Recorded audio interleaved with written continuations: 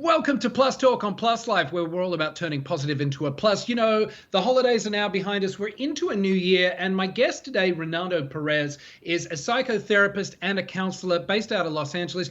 We're going to chat today about disclosing your status to your family. Renato, thanks for joining me.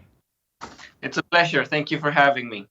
Of course, of course. You know, this is a tricky one. An HIV diagnosis is kind of, knocks everybody on the floor. It's like any other kind of diagnosis, and because of the fear and stigma around HIV.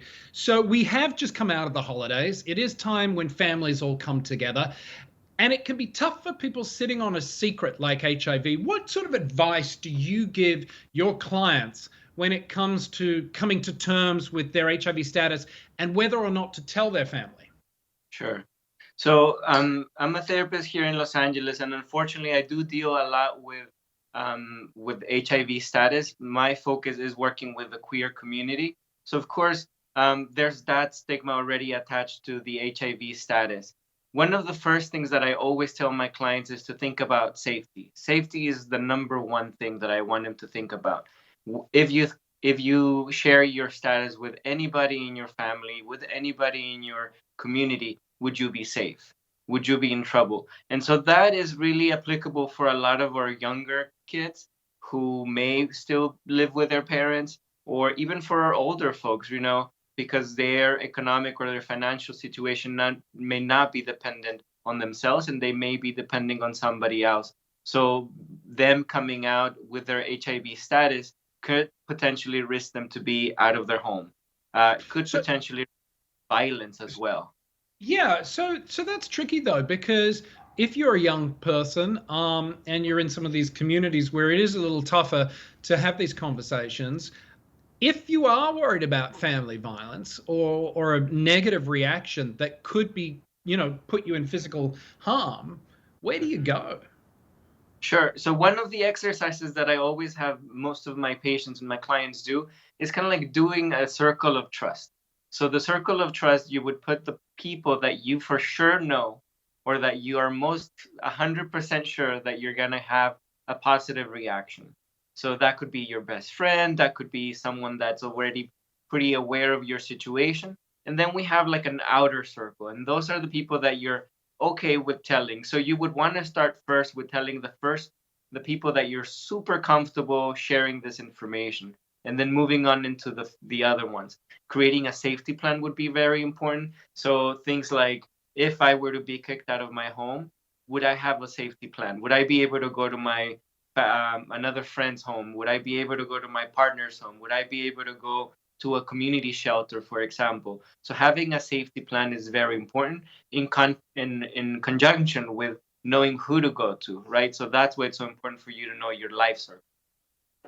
Doesn't it suck that we have to have all these contingencies because of an HIV diagnosis? 100%. It's so unnecessary, the pain that we have to go through. Um, I do feel hopeful. I do feel hopeful for my community. I've seen, not only generationally what has changed.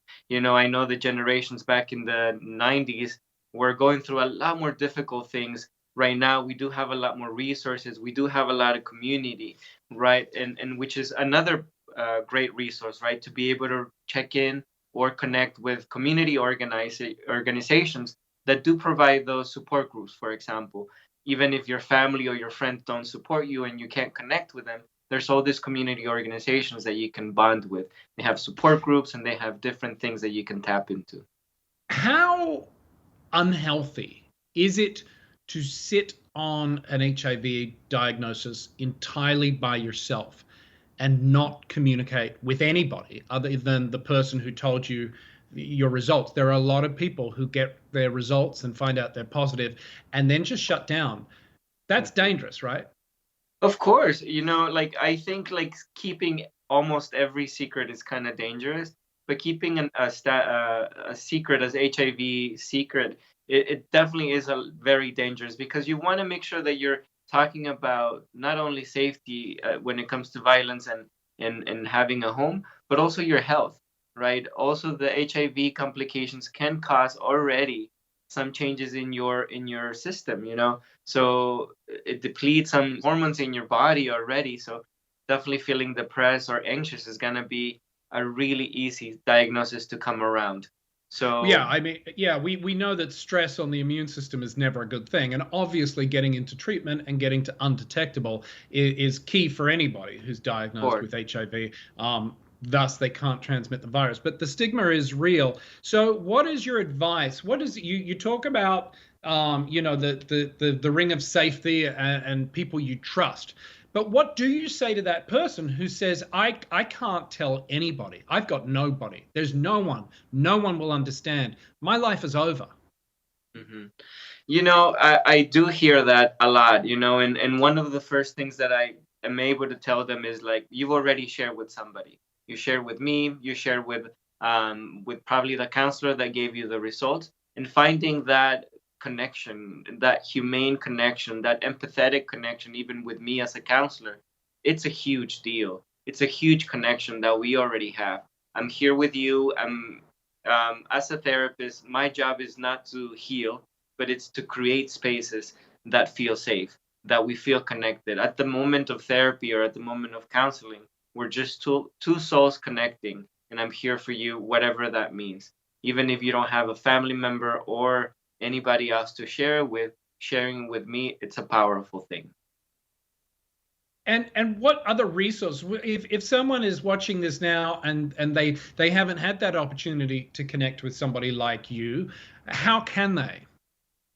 Right. So one of the best things that they can connect with is community organizations. You know, in Los Angeles, we do have various organizations like the Los Angeles LGBT Center, who is great at providing support groups or counselors or connecting you with a counselor.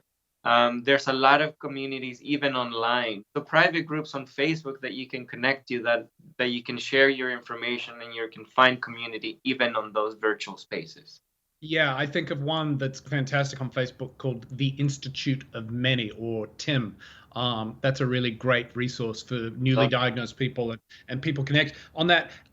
How significant is messaging like undetectable equals untransmittable, you equals you, in when you're able to deliver that information to somebody who is newly diagnosed, who thinks their world is over, their life is over, but they can then hear that and it's backed up by science, and even, you know, Dr. Fauci is one of the key people behind it. How does that change somebody's psyche and somebody's mental sense about who they are and their self-worth when they can find out information like that?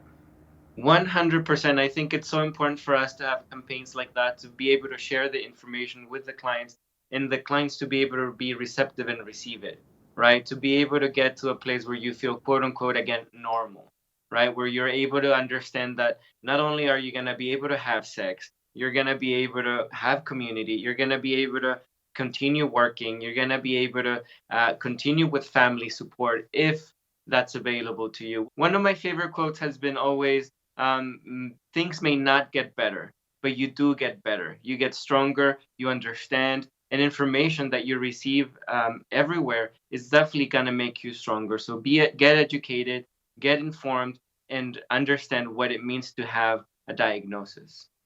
Knowledge is power. Renato Perez, thank you so much for joining me on this episode of Plus Talk. Really great information. If you want to learn more about what we've talked about today or find out more about Renato, check out our website, pluslifemedia.com, and remember to follow us across social media platforms at Plus Life Media. That is going to do it for today's show. Thanks for watching. See you next time.